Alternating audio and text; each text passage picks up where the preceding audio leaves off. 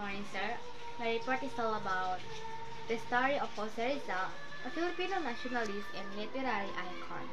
Jose Rizal, a name synonymous with Filipino nationalism, was a multifaceted individual who played a pivotal role in shaping the Philippines' fight for independence from Spanish colonial rule.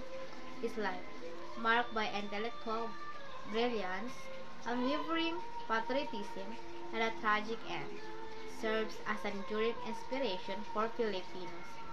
This story delves into his early life, education, literary works, political activism, and ultimately his martyrdom that cement his place as the national hero of the Philippines. Early life and education. Jose Protasio Rizal Mercado y Alonso Rialonda was born on June 19, 1861 in Calamba, Laguna to a family of prosperous landowners.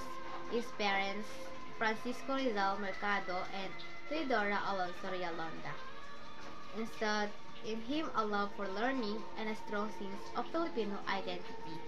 Rizal's precocious intellect was evident from a young age, as he learned the alphabet from his mother at the age of 3 and could read and write by 5.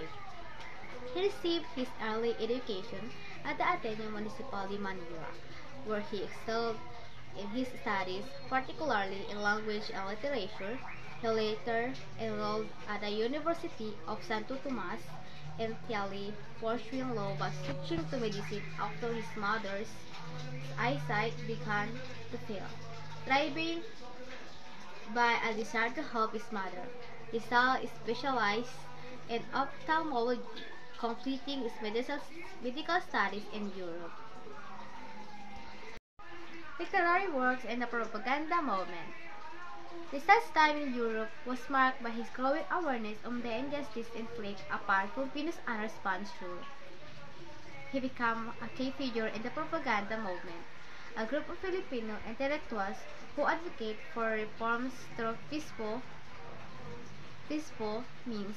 His two novels, No Le Me Tangere, 1887, and El Filibusterismo, 1891, became powerful tools for exposing the abuses of the Spanish colonial government and the Catholic clergy. No Le Me Tangere, translate as Touch Me Not or The Social Castle, depict the hypocrisy and corruption within the Spanish colonial administration, particularly highlighting the role of the friars in exploiting and oppressing Filipinos. The novel's impact was profound, sparking with widespread discussion about the need for change.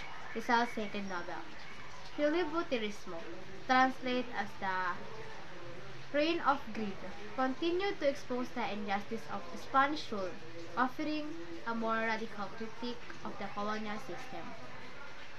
These novels, considered national epics, become rallying points for Filipinos seeking change. Rizal writings, along with his contribution to the propaganda movement's newspaper, La Solidaridad, helped raise awareness of the Filipino plight and pave the way for the industrial revolution.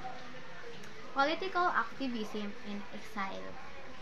Rizal returned to the Philippines in 1892, hoping to contribute to the reform movement from within. He founded the Liga Filipina, a nonviolent organization aimed at promoting education, economic development, and social reforms. However, his efforts were met with suspicion by the Spanish authorities. Rizal was arrested and exiled to Dapitan, a remote town in Mindanao, where he spent 4 years practicing medicine, teaching, and conducting scientific research. Martyrdom and Legacy. In 1896, the Katipunan, a revolutionary group led by Andres Bonifacio, launched a rebellion against Spain. Although Rizal had no connection to the Katipunan and disapproved of its violent methods, he was accused of inciting rebellion and arrest.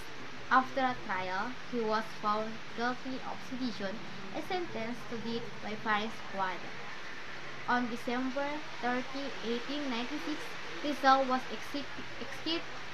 executed at Bagumbayang Fall in Manila.